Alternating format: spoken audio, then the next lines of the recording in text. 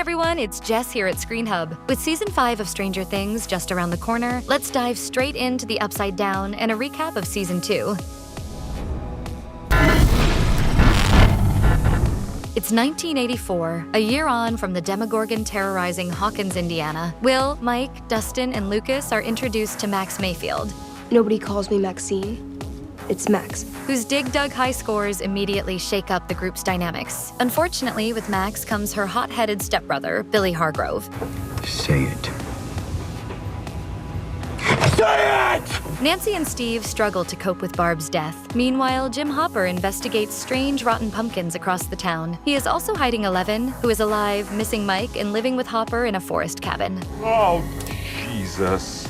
Ghost. Yeah, I see that. Joyce is dating the super nice guy and local Radio Shack manager, Bob Newby. However, not all is rosy in the Byers' house. Will is again having visions of the Upside Down and a gigantic shadow monster looming over Hawkins, the Mind Flayer. Joyce and Hopper take Will to Dr. Sam Owens at the newly rebranded Hawkins lab. Owens insists Will's episodes are after effects of his previous trauma in the Upside Down, but the Mind Flayer's influence intensifies, eventually possessing Will, turning him into a spy for the Upside Down and weakening his connection to reality. Friends, don't lie! Feeling suffocated with Hopper's rules, Eleven begins researching her past, discovering that her mother is alive but in a catatonic state, and that she wasn't the only child experimented on at Hawkins' lab. Back across town, Dustin finds a weird, slug-like creature in his trash can. Taking it in as a pet, he names it Dart. What are you, little guy? Cute at first, but Dart is actually a juvenile Demogorgon, or Demodog, if you will. Dustin teams up with Steve Harrington in a newly formed iconic duo, and they begin hunting Dart down. What the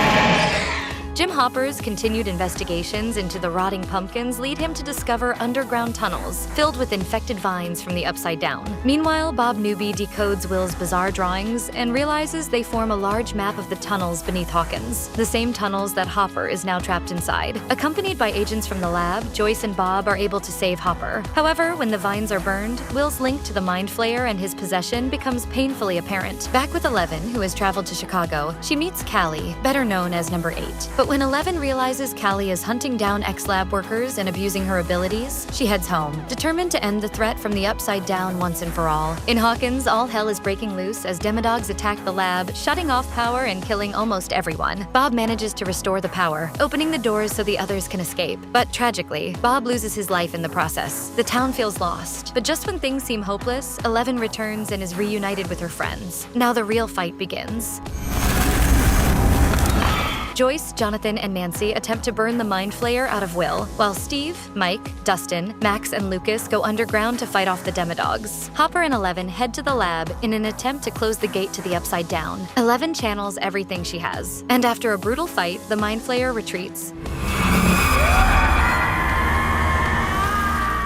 The gate is closed. Will is free and Hawkins is safe for now. A month on, life is once again normal. Hopper adopts Eleven and she is now known as Jane Hopper. But in the Upside Down, the Mind Flayer still looms over Hawkins Middle School, undefeated, watching and waiting to return.